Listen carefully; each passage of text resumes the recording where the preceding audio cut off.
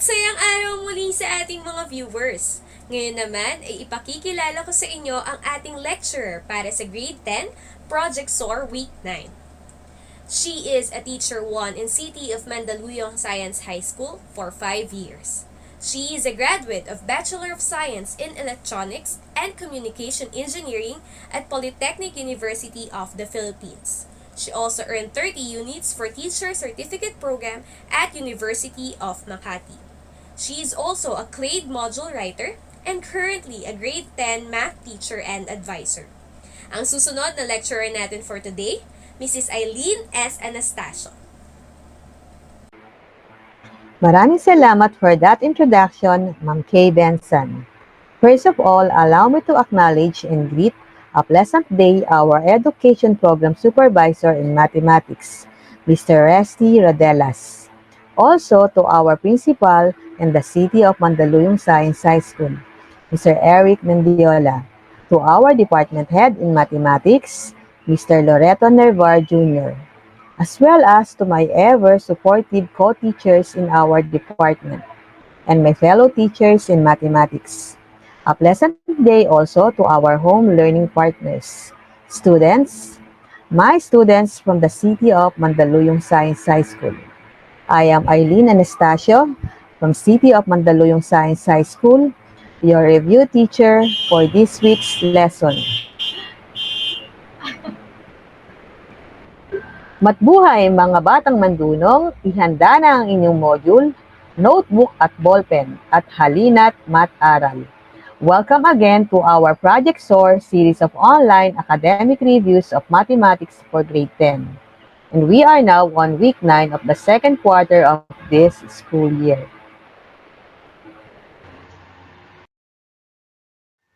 Our topic for today is about graphing of a circle on a coordinate plane. And this is applied under the learning competencies, graphs, and solves problems involving circles and other geometric figures on the coordinate plane. And with that, the specific learning objectives of this lesson is for you to be able to sketch the graph of the circle and other geometric figures on the coordinate plane, as well as to apply the concepts of circle and other geometric figures in problem solving. And these are the guiding questions that will lead us to our goals for today's lesson. What are the steps in graphing a circle on a coordinate plane?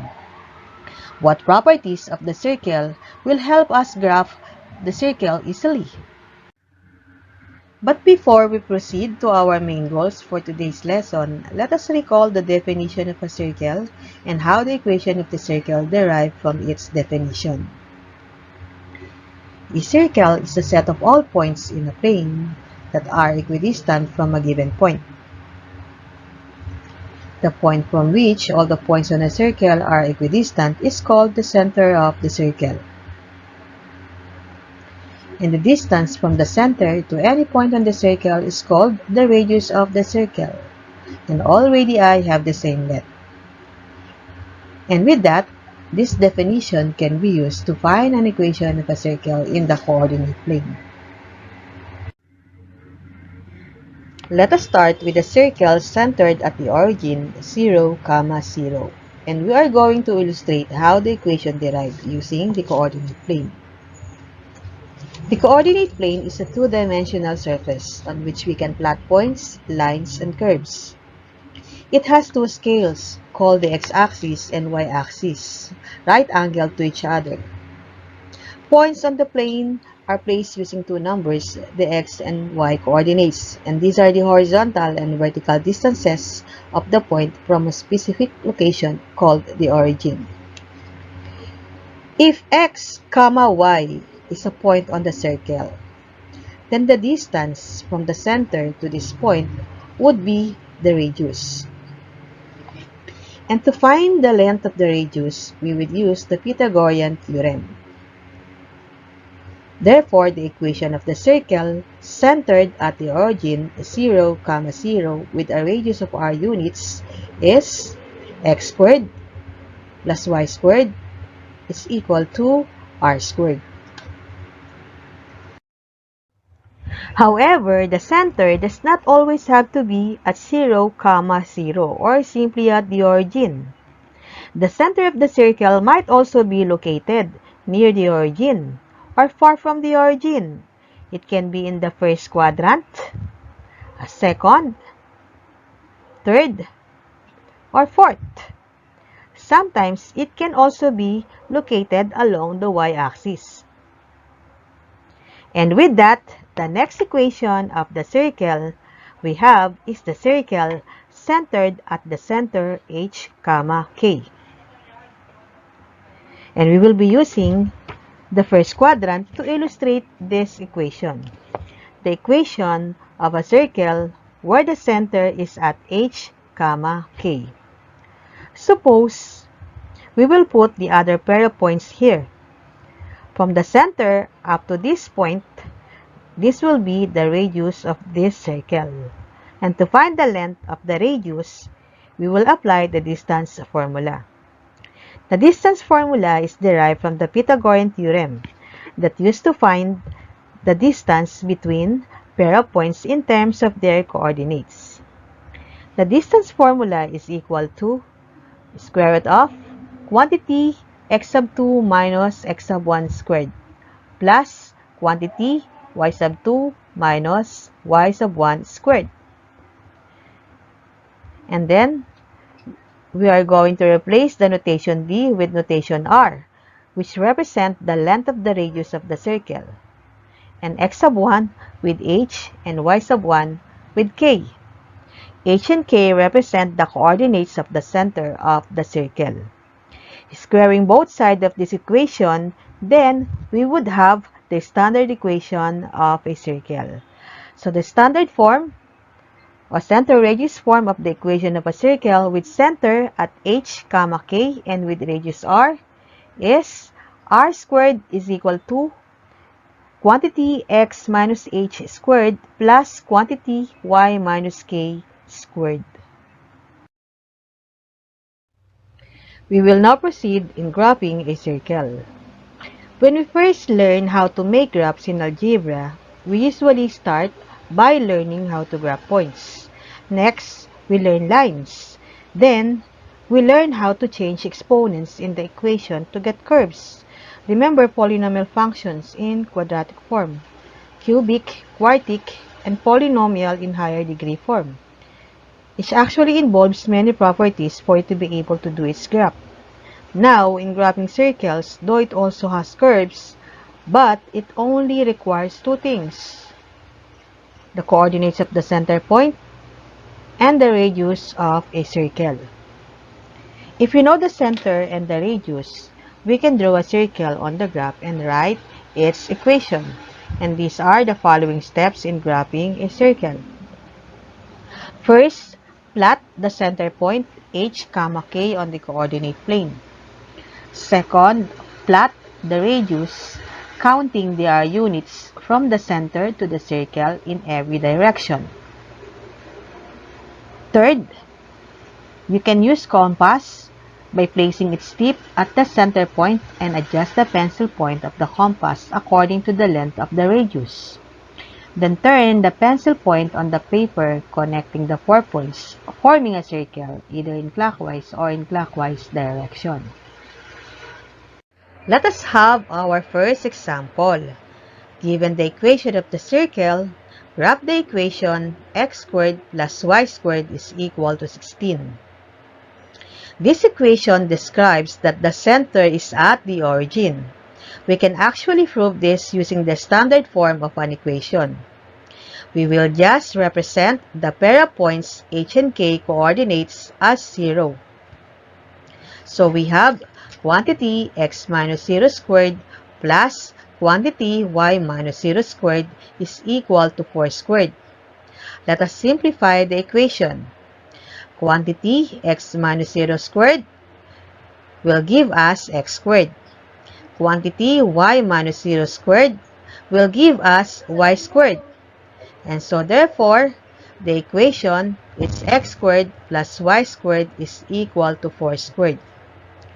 And so we have proven using the standard form of an equation that the center is at point 0, 0, or simply the origin, and with radius of 4 units. With that, we can now plot these points on the coordinate plane to form a circle.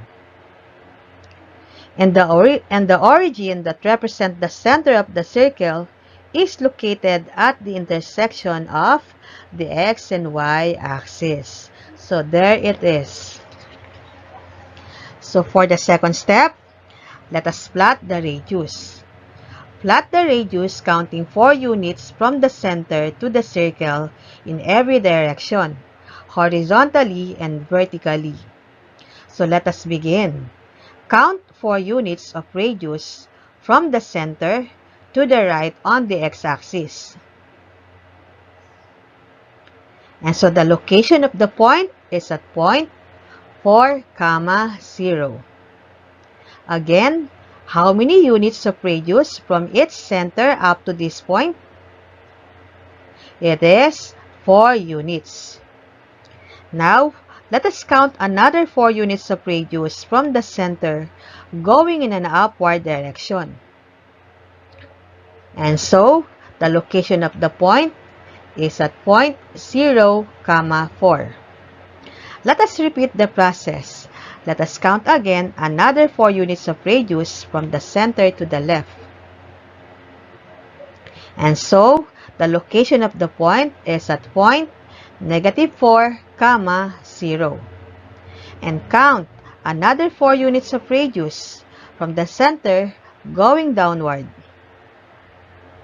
And so, the location of the point is at point 0, -4. So, we're done marking the 4 points of the circle. Now, to get the best curve, we can use compass. We'll just place its tip at the center point and adjust the pencil point according to the length of the radius. Then turn the pencil point on the paper, connecting the 4 points forming the circle either in a clockwise or in a counterclockwise direction. And finally, this is the graph that represents the equation x squared plus y squared is equal to 16. Okay, let us try once more. Again, given the equation of the circle, graph the equation quantity x minus 3 squared plus quantity y plus 2 squared is equal to 25. This equation is already expressed in standard form. So we will just identify the center and radius of the circle from this equation. But remember, the coordinates of the center of the circle are the opposite signs of the h and k from inside the parentheses in the equation. So, the center of the circle is at point 3, -2 with a radius of 5 units. Now, we can plot these points on the coordinate plane to form a circle. Since each coordinate is positive, we will count 3 unit steps from the origin to the right on the x-axis. 1, 2, 3. And so, for k coordinate, since it is negative, we will count 2 unit steps from this point going down on the y-axis. 1, 2. And so, the center of the circle is at this point, 3, -2. Now, for the second step, plot the radius counting 5 unit steps from the center to the circle in every direction, hitting the 4 points of the circle. Okay, let us begin counting 5 units of radius from the center to the right. 1, 2, 3, 4, 5. And so, the location of one of the 4 points is at point 8, -2. Again, how many units of radius do we have from the center up to this point? We have 5 units of radius. Again, Let us repeat the process. Let us count another 5 units of radius from the center going in an upward direction. And so, the location of the second point is at point 3, negative 3. Count another 5 units of radius from the center going to the left. And so, the location of the third point is at point negative 2, negative 2. Another 5 units of radius from the center going downward. And so, the location of the point is at point 3, negative 7. So, we're done marking the 4 points of the circle. Then, let us use compass, placing its tip at the center and adjust the pencil point according to the length of the radius. Then, turn the pencil point on the paper, connecting the 4 points, forming the circle either in a clockwise or in a counterclockwise direction. And finally, this is the graph that represents the equation quantity x minus 3 squared plus quantity y plus 2 squared is equal to 25. Let us have another example. Again, given the equation of the circle. Graph the equation x squared plus y squared minus 10x plus 6y plus 25 is equal to 0. This equation is expressed in general form. If the general form of the equation is given, transform the equation to its standard form for us to easily identify its center and radius. And to work for this, we need to use the method of completing the square by changing the form of the equation so that the left side will become a perfect square trinomials. And these are the following steps to transform the equation to its standard form. First, isolate the constant term 25 to the right side of the equation. So we have negative 25. Second, group the terms with the same variable. So we have quantity x squared minus 10x plus quantity y squared plus 6y is equal to negative 25. Now, for the third step, we will be creating two perfect square trinomials within the equation by expressing each group of terms as completing the square. And this is how it is written. The blank spaces are intended for the values that will complete the perfect square trinomials. Now, to find those values, let us square the half of the coefficient of the middle term for each group. For the first group, we have 1/2 times negative 10 is equal to negative 5. Squaring it, we have 25. For the second group, we have 1/2 times 6 is equal to 3. And then, squaring it, we have 9. And now, insert those values to create a perfect square trinomial. So, we have 25 here and 9 here. And then, copy the inserted terms to the right side of the equation. So, we have now quantity x squared minus 10x plus 25 plus quantity y squared plus 6y plus 9 is equal to negative 25 plus 25 plus 9. Then, factor each trinomial as a square of binomial. Then, simplify the numbers we have on the right side. So, we have quantity x minus 5 squared plus quantity y minus 3 squared equals 9. Now, the equation is already expressed in standard form. We can now identify the center and the radius of the circle. The center of the circle is at point 5, 3 with a radius of 3 units. Now, let us graph the equation. Quantity x minus 5 squared plus quantity y minus 3 squared is equal to 9. With the center at point 5, 3 with a radius of 3 units. Since the coordinates of the center are both positive, then the location of the center is located in the first quadrant. To plot the center from the origin, count 5 units step to the right on the x-axis. 1, 2, 3, 4, 5. So from this point, count 3 unit step going up on the y-axis. 1, 2, 3.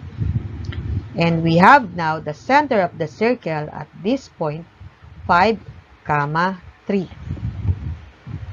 Next, let us plot the radius counting 3 units from the center to the circle in every direction, hitting the 4 points of the circle. Let us begin counting 3 units from the center to the right side. 1, 2, 3. And so the location of one of the 4 points of the circle is at point 8, 3. Again, how many units of the radius do we have from the center up to this point? So we have 3 units of radius. Okay, let us count again 3 units of radius from the center going in an upward direction. So the location of the second point of the circle is at point 5, 6. Let us count again another 3 units of radius from the center to the left. So the location of the third point of the circle is at point 2, 3. To complete the 4 points of the circle, count again another 3 units from the center going down. So the location of the fourth point that will complete the circle is at point 5, 0. So we're done marking the 4 points of the circle. Then, let us use compass, placing its tip at the center point and adjust the pencil point according to the length of the radius. Then, turn the pencil point on the paper connecting the 4 points forming the circle in a clockwise or in a counterclockwise direction. Then we have a round smooth curve. And this is the graph that represents the equation quantity x minus 5 squared plus y minus 3 squared is equal to 9. Now we are done graphing a circle given the equation. But how if the equation is not given? How do you find the equation of a circle passing through a point? So let us have an example of this problem. Find the equation in standard form of circle whose center is at point -3, -3 and passes through the point -6, -3. As you can see, the center of the circle is already stated in the problem, and that is one of the things needed in the equation of the circle. And another thing is the radius. But the radius of the circle is not given in the problem. So how do we find for the radius? One way to find the radius of the circle is through graphing the points given on the coordinate plane. So let us draw the circle. Let us plot the center of the circle at point -3, -3. Since the coordinates of the center of the circle are all negative, therefore the location of these points is in the third quadrant. So let us count 3 units step from the origin going to the left on the x-axis.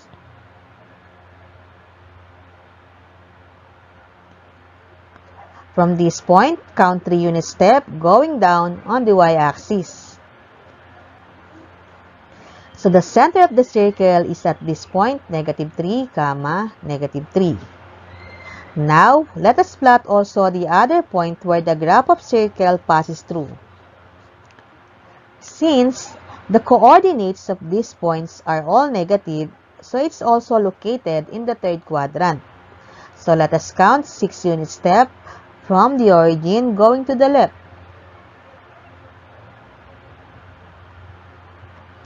And then count 3 unit step going down on the y-axis.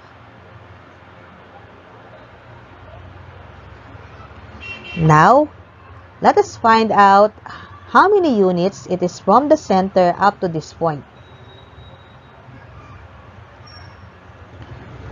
It is 3 units. So we have now the radius of the circle.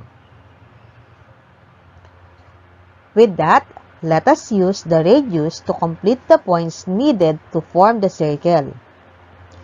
Counting 3 units of the radius from the center going in an upward direction. And another 3 units of the radius from the center going to the right. And another 3 units of radius from the center going downward. Okay, now using a compass, placing its tip at the center and adjust the pencil according to the length of the radius. Then, turn the pencil point on the paper, connecting the 4 points forming a circle, either in a counterclockwise or in a clockwise direction.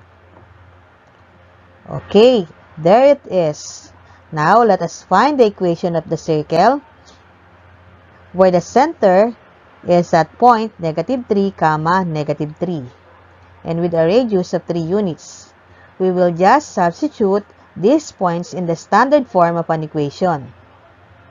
So we have quantity x plus 3 squared plus quantity y plus 3 squared is equal to 3 squared. So this is also the same thing as quantity x plus 3 squared plus quantity y plus 3 squared is equal to 9. So finally, here is the graph and equation of the circle. Now for the last example, let us apply the concept of the equation of a circle into real-life situation and illustrating it through graphing. The range of a typical home wireless router is around 100 feet. If drawn on a coordinate plane located at point 20, 40, draw the graph and find the equation of the circle in standard form, which represents the router coverage. Let's say you are living in a 2-story house, and the wireless router is placed at the central location of your house, and that is at point 20, 40. And for us to appreciate this problem, let us illustrate by graphing it on the coordinate plane, and assume that the scale of the unit per grid is 20 feet. So let us begin plotting the center at point 20, 40 on the coordinate plane. So, there it is, the location of your wireless router. This is actually a good spot to have a satisfying signal strength. Now, let us plot the radius. The radius of the circle is 100 feet. and it represents the range of the router from the central location where the router is located up to the farthest point in every direction of your house. So counting 100 units of radius from the center to the right. Counting 100 units of radius again towards in an upward direction. Then, another 100 units of radius to the left. And another 100 units of radius going downward. Connect these 4 points using a compass, placing its tip at the center, and adjust the pencil point according to the length of the radius. Turn the pencil point, forming a circle either in a clockwise or in a counterclockwise direction. So there it is. Now, let us find the equation of the circle in standard form. With center at point 20, 40, and with radius of 100 units. We will just substitute the center point and radius in the standard form of an equation.